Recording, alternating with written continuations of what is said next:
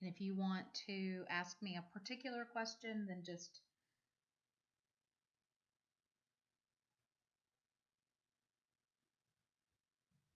post it in the group me, and forgive me for pausing as I read your conversation.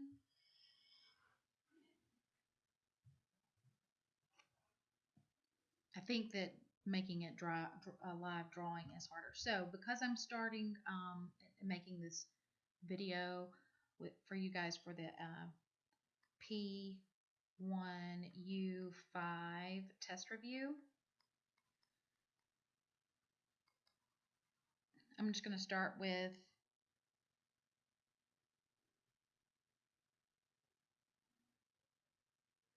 I could do that with my webcam, but it is not oriented so I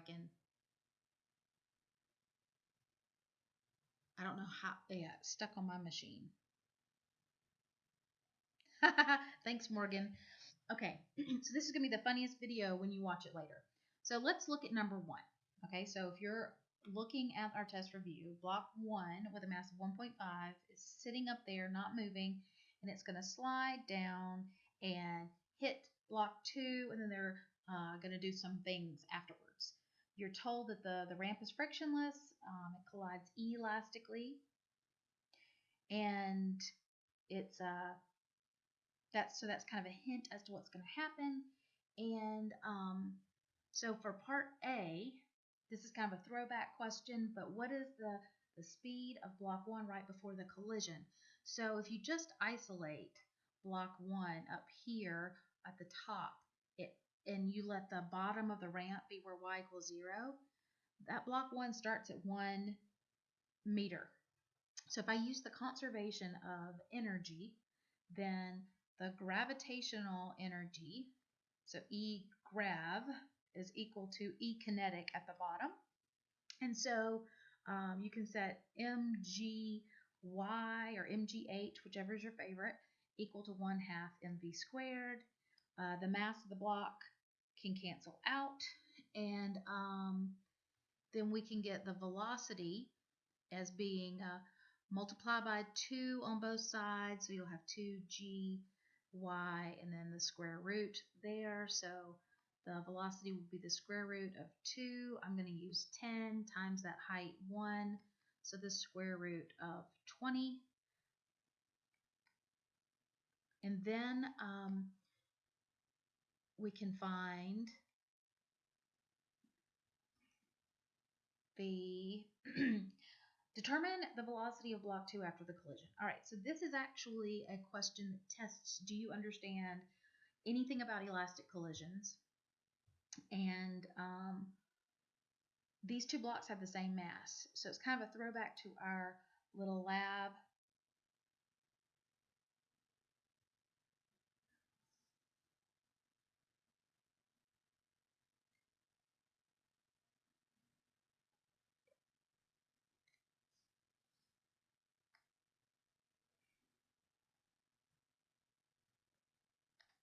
So this part B is really about, do you understand elastic collisions? Now, if two equal masses collide, they swap velocities, okay? So 1m is moving to the right with this velocity that we calculated, the square root of 20, whatever that number is.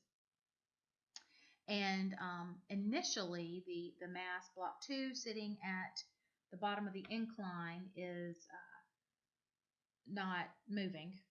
And so when they swap velocities, that means afterwards, 1 is going to remain at rest relative to the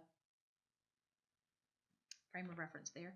And then the second one, though, is going to take off at the root 20 speed. And it'll be projected off the side. Now, if they had been unequal masses, it would be a little trickier to find out the velocities. You'd have to do the conservation of energy equation along with the conservation of momentum. You should be familiar with how equal masses interact with each other, and you should be familiar with, kind of understanding the idea that there's going to be this energy transformation between the two. So then in part C, we're going to use the velocity that we found, kind of a throwback question. Again, I can't let you forget any physics, but the change in position would be equal to v times t, and the time is the time it takes for anything that's projected horizontally from a height of 2 meters to hit the ground. So I'm going to use delta y is equal to 1/2 gt squared. I dropped the initial velocity because it was 0. So my delta y will be, should be negative there. My delta y will be -2, -1/2 times, I'm going to use about 10, then t squared. So then t will be, about the square root of 0.4. And then we can substitute that back in and find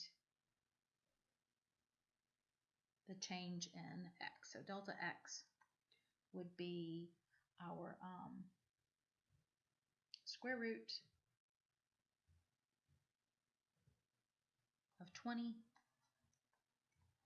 times the time, which is hopefully the square root of 0.4, which hopefully is about 2.8 meters. Okay. Any questions so far about elastic collisions? Just post those. Just as a reminder, for elastic collisions, both momentum, so the sum of the initial momentum is equal to the sum of the final momentum, and the sum of the initial kinetic energy is equal to the sum of the final kinetic energy. And for inelastic, only momentum is conserved. The initial momentum is equal to the final momentum, but energy is not conserved. So then there was this kind of special, if it was totally or completely inelastic, then they stick together.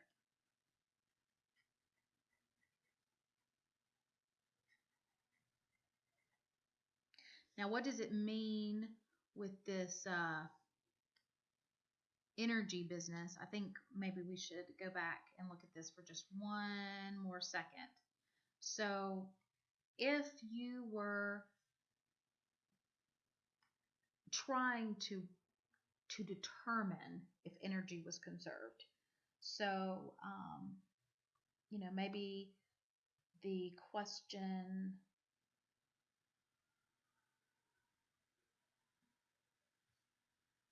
gives you both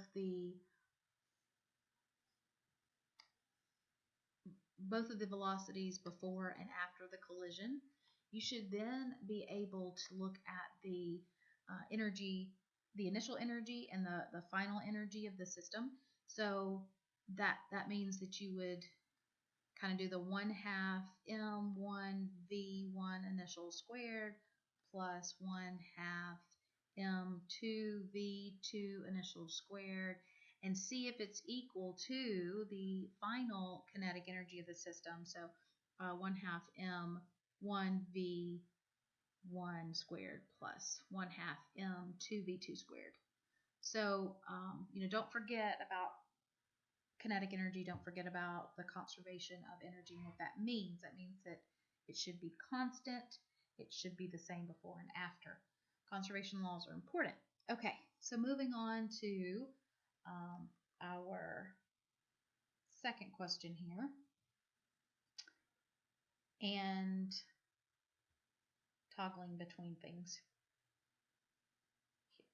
All right, so number 2 was about a truck. And this truck is going to collide and make a rear end collision with a smaller car that's at rest. They lock and they skid off together with the wheels locked. So the idea is there's no rolling business here. Determine the velocity of 2 cars after the collision. This is a case of a totally or perfectly inelastic. So this is completely inelastic in this collision. And we're going to use the conservation of momentum. So we sum up the initial momentum and set it equal to the final momentum. Now what's really nice about this sort of problem is that both objects will have the same velocity afterwards. So you can actually just think of it as being one combined thing. And so before, your mass of 2300 was moving at 16, and then afterwards 2300 and 1800 have gotten together and they're moving off at some speed together, okay, some velocity together. And you can do the math there, and I think we get like 8.98 meters per second.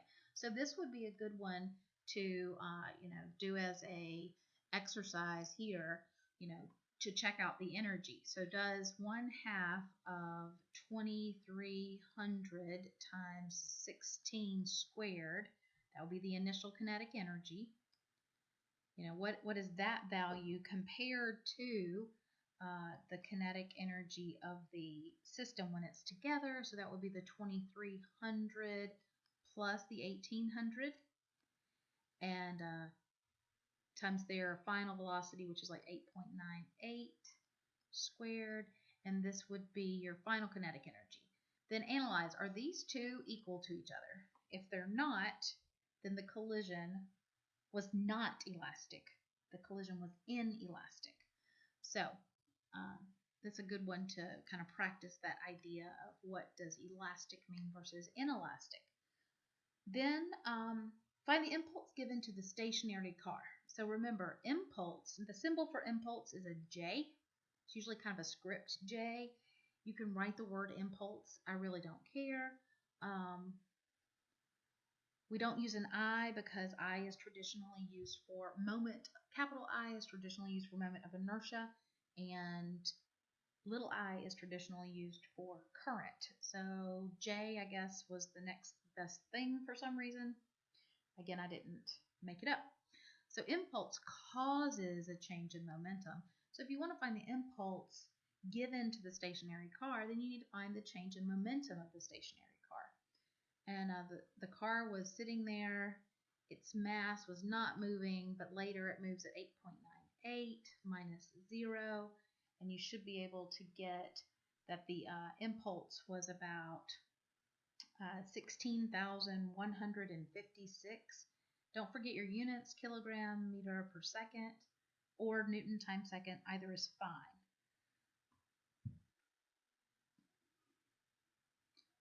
All right, so maybe you're still with me. Maybe you have given up. So if the impulse the car received is positive, here's a little extra tidbit here, because of Newton's third law, the force on the first object is equal but opposite to the force on the second object. So F1 is equal to negative F2. Then that leads to, if we multiply F1 by a change in time, we have to multiply F2 by the same change in time. And hopefully you recognize that as being impulse. So the impulse given to 1 is equal but opposite to the impulse given to 2.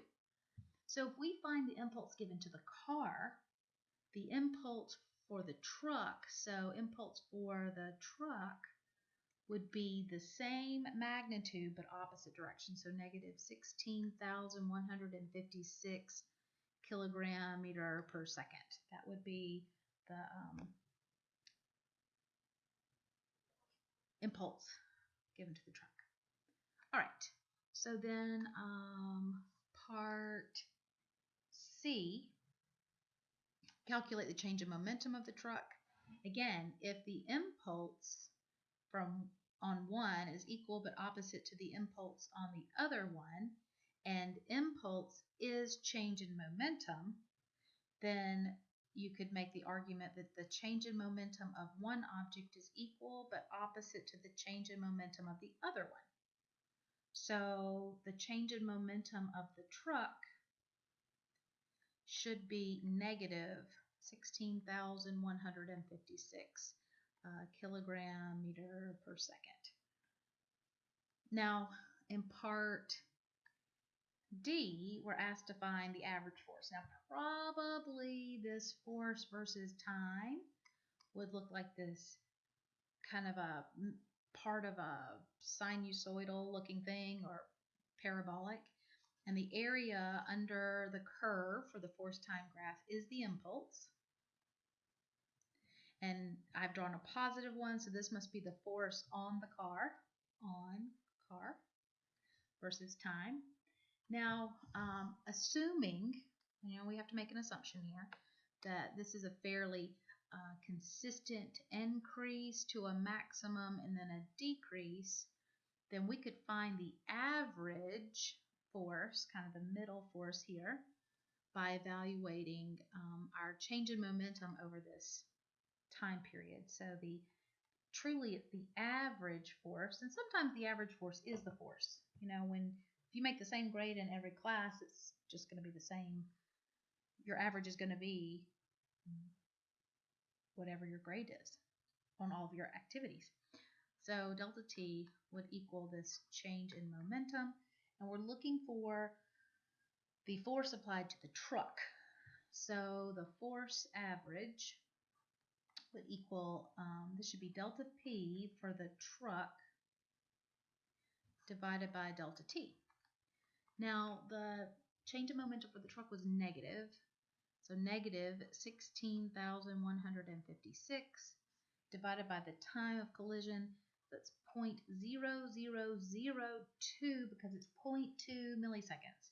Collisions are really fast. I'm going to get a power cord.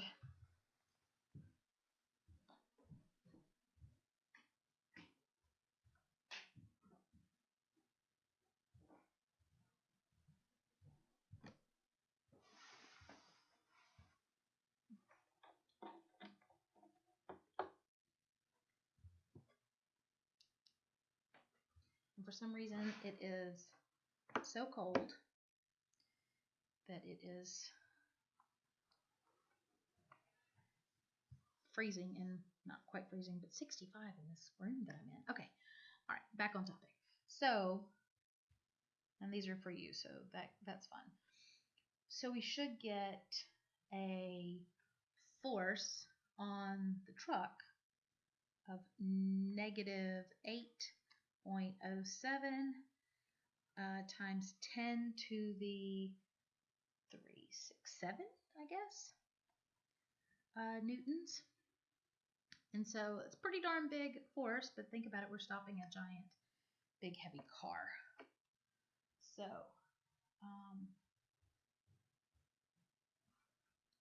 do we have any questions so far? Any questions so far?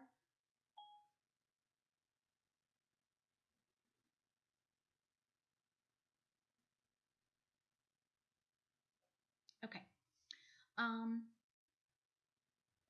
I think that is the basis of that question, the important part of that question. Let's go on to number 3. Number 3 is getting at, do you understand the meaning of the force time graph? And so for number 3, we got this mover is pushing a 10 kilogram box, frictionless surface, constant force, and releases the box slowly.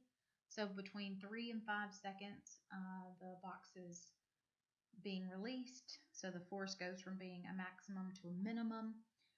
So we have this force that the mover is applying to the box versus time, and it's constant, and then it decreases. So find the impulse of the force applied to the box by the mover. So remember, impulse causes a change in momentum. This force is going to cause a change here. You can separate it into its nice pieces. This is 3, this is 5. Your maximum force is 2 newtons up here. So to find the impulse, or the area, that's the area of the force time graph. Remember, we did that with our force sensors and things like that. So we'd have 2 times 3 plus 1/2 of 2, the height, times the base 2. So it should be 8, I believe.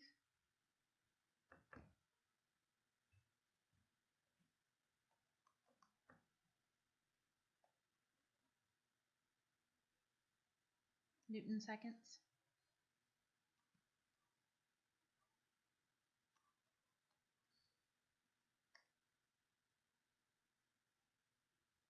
And see, even here you could go and find an average force applied to the box. So kind of a sidebar extension to this question. You know, the force goes from 2 and then down to 0. So you could still find the average force. Delta T is equal to this change in momentum. And so the average force would be the change in momentum, or the impulse, over the change in time. So 8 seconds over 5, which is not 0 and not 2. So you can see that it would be somewhere in the middle. Okay. Then, let's see, the next part here, we're to determine the final velocity if the box is initially at rest. Okay, so part 3. Okay, so for part B, we've determined the change in momentum, and that is equivalent to the mass times the change in velocity, and the mass of the box was given as 10. The change in velocity is what we're looking for there, and then this impulse was 8. So the change in velocity is 0.8 meters per second, and if the initial velocity is 0, then the final velocity should be 0.8 meters per second. Next part, we are looking for the final velocity if it's initially moving at positive 0.5 meters per second. So in this one, you're just really digging into, do you understand what the delta V means? So we'd still have 8 Newton seconds. That doesn't change. Just because it has an initial velocity, it doesn't change. The mass is 10. The final is what we're looking for, minus the initial of 0.5. So then 0.8 is equal to V minus 0.5. And so V should be 0.85, unless I can't do math anymore.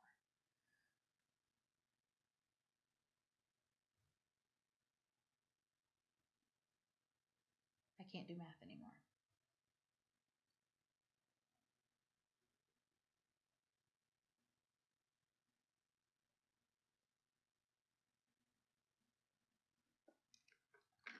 What happened?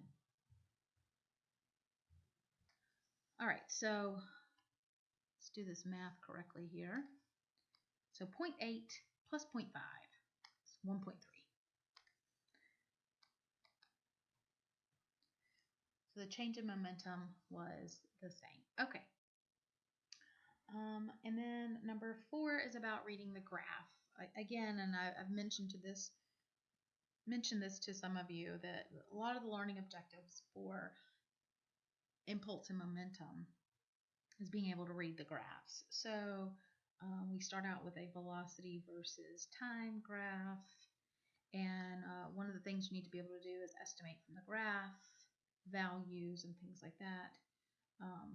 So I think this does something like this, but don't quote me there because I'm just sketching it. The first part is the time during which the collision occurs. I thought this was important because the collision occurs when the velocity is changing. So the collision is actually happening from 0 to 2 milliseconds. So this was 0 seconds, and this was about 2 milliseconds there. Compared to your quiz where we had a velocity versus time graph, and we saw the constant velocity of this one object and then it dipped down, and then maybe we saw a constant velocity of the second object and then it swooped upwards. I didn't draw this very nicely, but the collision occurred when the velocities were changing. So this was the time of the collision, and it's really important for you to be able to pick out when that collision occurred. And so then for part B, we need to determine the unknown mass. So I'm going to use the sum of the initial momentum is equal to the sum of the final momentum, which is true for collisions. So your M1V1 initial plus M2V2 initial would equal M1V1 plus M2V2. You know mass 1 as being a 4 kilogram mass, and reading from the graph, it has an initial velocity of positive 2. The unknown mass has an initial velocity of 0, therefore a momentum of 0. The final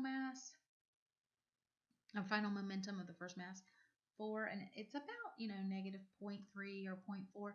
Again, you'd be reading from the graph, so as long as your answer was reasonable based on the detail of the graph, there's always a tiny room for, there's always room for error there. And then your unknown mass is moving at positive 1.5 after the collision.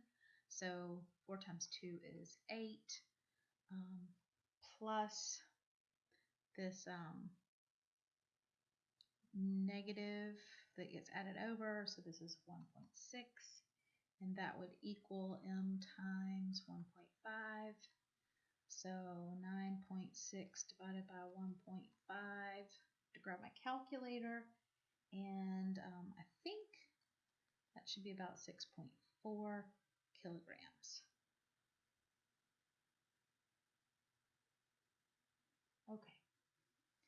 Still no questions. Maybe you gave up on me. Okay. And then part C, you're asked to calculate the kinetic energy and before and after the collision. So in part C, your kinetic energy before the collision would just be 1/2 4 times 2 squared.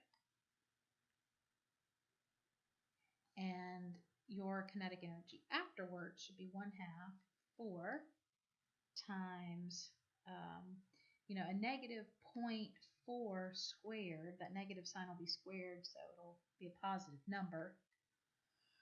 Just be careful there. Times 1/2 the mass you just found, 6.4, and then its final velocity of 1.5 squared. And then I'll give you your initial and final kinetic energies. Sticking that into the calculator, I think we get 8 joules here. And then afterwards, we only have 7.52 joules. So kinetic energy was not conserved in this collision. And therefore, for part D, I can make an argument that this must be inelastic.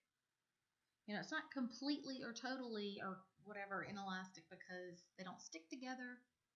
So somewhere, on that spectrum between, the most energy transferred versus the least energy transferred, but it's inelastic because your initial kinetic energy does not equal your final kinetic energy.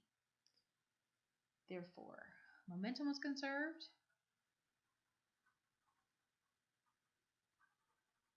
because it's a collision.